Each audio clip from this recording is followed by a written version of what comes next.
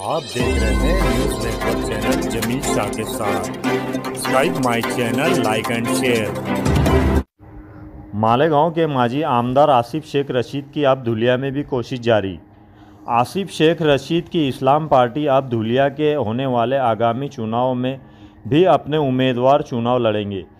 इस आगामी चुनाव को सामने रखकर धुलिया के कुछ पढ़े लिखे नौजवानों ने फैसला लिया है कि अब हमें आगे आकर पढ़े लिखे उम्मीदवार को इस्लाम पार्टी से जिताकर धुलिया महानगर पालिका में भेजना है और शहर का विकास करेंगे। इस संदर्भ में धुलिया में एक गौर फिक्र के साथ एक मीटिंग रखी गई। इस मीटिंग में इस्लाम पार्टी की ओर से कोर कमेटी की विशेष उपस्थिति हुई और शहर के कई जिम्मेदार नौजवानों ने इस मीटिंग का हिस्सा बनकर अपनी अपनी राय भी रखी। अब हमारी नस्लें भी इसके इंतजार में है कि बदलाव आएगा, लोग सोचते पहले कौन करेगा। अब जब इलेक्शन आता है तो एक से कायदीन आते हैं, बाहर से आते हैं, इधर से आते हैं, उधर से आते हैं, अपने रियासत के बाहर से आते हैं। अब पिछले 5 साल में जो धुले वालों के साथ धोखा हुआ है, अगे धुले की आवाम बिल्कुल सोची समझी साजिश के तहत की गई। अब उसकी कई मिसालें आप लोगों के सामने भी है, सोशल मीडिया के जरिए भी आई है। कांग्रेस का भी इमरान प्रतापगढ़ी की जो वीडियो आ रही है, राज्यसभा में बीजेपी वोट की है, शिवसेना को वोट की है।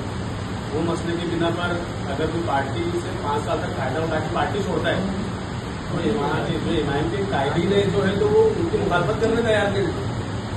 पर क्यों तैयार नहीं है? आपकी पार्टी आप दूसरों को बोलते हैं कि आप सिर्फ शादी को नहीं चाहते हो, एक मुसलमान पर इल्जाम लगाते हो जो राष्ट्रवादी में काम कर रहे हैं, कांग्रेस में काम कर रहे हैं, दूसरे प्लेटफॉर्म से काम कर रहे हैं, तो उसको बोलते कि मैं शादी पर नहीं जा पा रहा हूँ। और जो पार्टी के नाम पर कमाकर साइड पे हो गए उसको कोई कुछ बोलने के लिए तैयार नहीं है। तो हमारी आवाम को जमहूरी हक हासिल है ये सवाल करने का, तो हमको उससे भी वंचित कर दिया गया, उससे महरूम कर दिया गया। इन लोगों में तानाशाही, डर और खौफ की सियासत शुरू हो गई।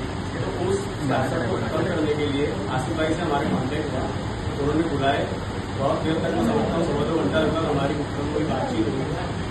उन्होंने पूरे मसाइल सुने, लेकिन आसिफ भाई साहब यही बोले आपकी लीडरशिप है तो मालेगांव में क्या चलता है उसकी हमको पता नहीं है, लेकिन दुनिया में हम रहते हैं तो दुनिया के हमको बुनियादी रूप से मालूम है।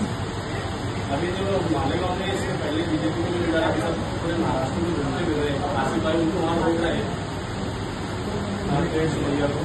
लेकिन उससे बुरी हाल दुनिया कारपोरेशन में दाखिले मिल नहीं रहे लोगों को।